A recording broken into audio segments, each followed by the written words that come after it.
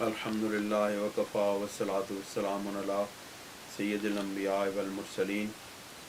قال اللہ تبارک و تعالی فی شان حبیبہ مخبرا وعامرا بسم اللہ الرحمن الرحیم ان اللہ وملائکتہ یصلون علی النبی یا ایہا الذین آمنوا صلوا علیہ وسلموا تسلیما الصلاۃ والسلام علیک یا رسول اللہ وعلی آلک واصحابک یا حبیب اللہ۔ حضرات گرامی، آج درس مکتوبات شریف کے سلسلہ میں دفتر اول کا مکتوب نمبر 110 آپ کی پیش خدمت ہے، اور حضرت امام ربانی مجدد الفسانی رضی اللہ تعالیٰ عنہ نے یہ مکتوب شریف حضرت شیخ صدر الدین رحمۃ اللہ علیہ کو لکھا، جس میں آپ نے دربیان آن کے مقصود از خلقت انسانی ادائے وظائف بندگیست و کمال اقبال است و جناب حق سبحانہ و تعالی۔ اس سلسلہ میں لکھا کہ اس کا یعنی کہ مکتوب شریف کا جو عنوان ہے وہ یہ ہے کہ انسانیت کے پیدا کرنے کا مقصد جو ہے، انسانوں کو پیدا کرنے کا مقصد جو ہے وہ یہ ہے کہ اللہ رب العزت کی بندگی اختیار کی جائے اور مکمل طور پر اس کی بارگاہ میں متوجہ رہا جائے۔ حق سبحانہ و تعالی بمنتہائے متمنائے ارباب کمال رسانت، کہ آپ فرماتے ہیں کہ حق سبحانہ و تعالی ان ارباب کمال جو مکمل طور پر حضرت جناب حق سبحانہ و تعالی کی بارگاہ کی طرف متوجہ رہتے ہیں، ان کی منتہا اور ان کی جو نہایت ہے اس تک ہمیں بھی پہنچا دے۔ مقصود از خلقت انسانی ادائے وظائف بندگیست، کہ انسان کی تخلیق کا مقصد، انسان کو پیدا کرنے کا مقصد یہ ہے کہ رب ذوالجلال کی بندگی اختیار کی جائے، و دوام اقبال است اور بجناب حق سبحانہ و تعالی، اور ہمیشہ ہمیشہ کے لیے مکمل طور پر دائمی طور پر رب ذوالجلال کی بارگاہ کی طرف متوجہ رہا جائے۔ و این معنی بے متحقق شدن بکمال اتباع سید اولین و آخرین ظاہرم و باطنن علیہ من الصلوات اتمہا و من التحیات ایمنہا میسر نیست۔ اور یہ جو صورتحال ہے، یعنی جو بندگی، کامل بندگی ہے یہ، اور کامل توجہ بارگاہ رب ذوالجلال کی بارگاہ میں، یہ جو حالت ہے، یہ جو معنی ہے، یہ اس وقت تک متحقق نہیں ہوتے، یعنی اس وقت تک یہ کمال حاصل نہیں ہوتا جب تک کہ مکمل طور پر سید الاولین والآخرین علیہ الصلوۃ والسلام کی کامل اتباع، ظاہری اور باطنی دونوں طرح پر کامل اتباع نہ کر لی جائے تو یہ صورتحال یا یہ مقام اور مرتبہ حاصل نہیں ہوتا۔ رزقنا اللہ سبحانہ و ایاکم کمال اتباعی صلی اللہ تعالی علیہ وآلہ وسلم قولم و فعلن ظاہرم و باطنن عملم و اعتقادن، آمین یا رب العالمین۔ حضرت امام ربانی رضی اللہ تعالیٰ عنہ دعا فرماتے ہیں، آپ فرماتے ہیں کہ اللہ رب العزت ہمیں اور آپ کو حضور نبی کریم علیہ الصلوۃ والسلام کی قولی طور پر اور عملی طور پر اور ظاہری طور پر اور باطنی طور پر اور اعتقادی طور پر اللہ رب العزت نبی کریم علیہ الصلوۃ والسلام کی کمال اتباع، کامل اتباع نصیب فرمائے۔ بعد از خدائے ہرچ پرستن ہیچ نیست، بے دولت است آن کے بہیچ اختیار کرد۔ یہ آپ شعر ایک فارسی کا یہاں پہ لکھتے ہیں، اس کا ترجمہ یہ ہے کہ رب ذوالجلال کے بعد جس چیز کی بھی پرستش کی جائے گی، یعنی کہ اللہ رب العزت کے علاوہ جس چیز کی بھی پرستش کی جائے گی، جس چیز کی بھی عبادت کی جائے گی، وہ کچھ بھی نہیں ہوگی۔ تو کتنا بدبخت ہے وہ انسان کے جو اس بیکار چیز کو اختیار کرے، یعنی اللہ رب العزت کے علاوہ جتنی چیزوں کی بھی پرستش کی جائے گی، عبادت کی جائے گی، وہ سب بیکار ہے۔ اور کتنا بدبخت انسان وہ ہے کہ جو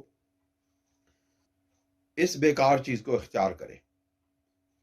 پھر آپ ارشاد فرماتے ہیں، ہرچہ غیر از حق سبحانہ مقصود است معبود است، کہ حق سبحانہ و تعالی کے علاوہ جو بھی انسان کا مقصد ہے، جو بھی مقصود بنا لے انسان، وہ اس کا معبود ہوتا ہے، یعنی اس کی ہی وہ عبادت کرتا ہے اور اس کی پرستش کرتا ہے۔ از عبادت غیر وقتی نجات یابت کے غیر از خداوند جل وعلا مقصود نمان، کہ اس بغیر وقت کی عبادت کی سے نجات چاہیے، نجات حاصل کر لینی چاہیے، تاکہ اللہ رب العزت کی جل شانہ کی عبادت کے بغیر کسی اور کی عبادت اور کسی اور کا اپنا مقصود نہ بنایا جا سکے، بلکہ مقصود رہے ہی نہیں، تمام تر مقصد رب ذوالجلال رہ جائے اور مقصود اللہ رب العزت کے سوا کوئی چیز بھی نہ رہے، تمام چیزوں کی نفی ہو جائے۔ اگرچہ از مقاصد اخروی و تنامات بحشتی باشد، اگرچہ وہ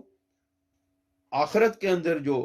مقاصد حاصل ہونے ہیں، یعنی آخرت کی کامیابی اور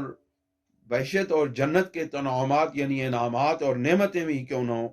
ان سے بھی انسان کو نجات حاصل کر کے کامل توجہ رب ذوالجلال کی طرف لے جانی چاہیے، یعنی کہ مقصود جو ہے انسان کا وہ اللہ رب العزت کی ذات ہونی چاہیے، اللہ کی عبادت ہونی چاہیے، نہ کہ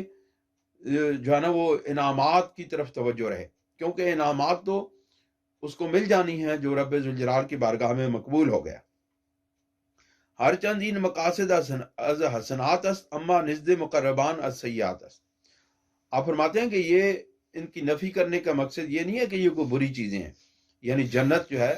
جنت کا طلب کرنا، جنت کو حاصل کرنا، جنت کی آرزو کرنا، رب ذوالجلال سے جنت بخشنے کی، جنت میں رحمت فرمانے کی دعا کرنا، یہ کوئی بری بات نہیں ہے، لیکن یہ اچھی بات ہونے کے باوجود یہ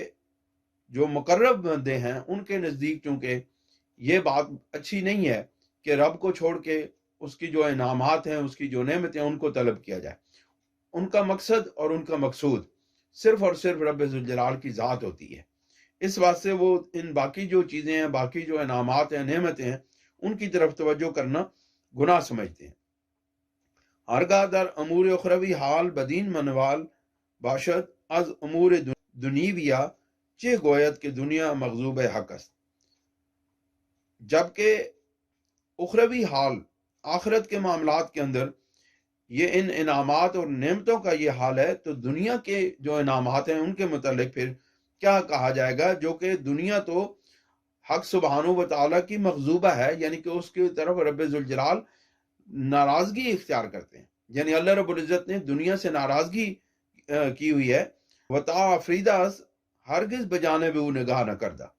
اور جب سے رب ذوالجلال نے اس دنیا کو پیدا فرمایا ہے اس وقت سے لے کر کے آج تک اور قیامت تک جو ہے اللہ رب العزت اس کی طرف نہ نگاہ کی ہے اور نہ اس کی طرف نگاہ کرے گا، یعنی نہ اس کی طرف توجہ کی ہے اور نہ اس کی طرف توجہ فرمائیں گے۔ وہ حب او سر گناہان است، آپ فرماتے ہیں اور اس کی یعنی کہ دنیا کی محبت، اس کی محبت جو ہے یہ گناہوں کا سر ہے، گناہوں کی جڑ اور اصل ہے۔ وہ طالبان آن مستحق لان و تردن، اور اس کے جو طالب ہیں یعنی دنیا کے جو طالب ہیں وہ لعنت کے مستحق ہیں اور رب ذوالجلال کی بارگاہ سے دوری کے مستحق ہیں، اور رب ذوالجلال کی بارگاہ سے علیحدگی اور ہٹائے جانے کے مستحق ہیں۔ یہاں پھر یہ ایک لکھتے ہیں عربی عبارت کے، آپ فرماتے ہیں دنیا ملعونۃ و ملعون ما فیہا، کہ دنیا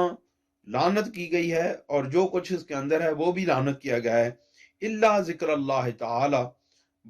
سوائے اللہ رب العزت کے ذکر کے، یعنی اس دنیا کی ہر چیز، یہ دنیا اور دنیا کی ہر چیز جو ہے یہ لعنت کی گئی ہے سوائے رب ذوالجلال کے ذکر کے۔ نجان اللہ سبحانہ عن شرہا و شر ما فیہا بحرمت حبیبہ محمد سید الاولین والآخرین علیہ الصلوۃ والسلام وآلہ الکرام۔ حضرت محمد مصطفیٰ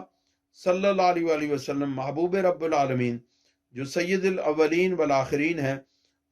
علیہ الصلوۃ والسلام کے طفیل، رب ذوالجلال ہمیں اس کے شر سے یعنی دنیا کے شر سے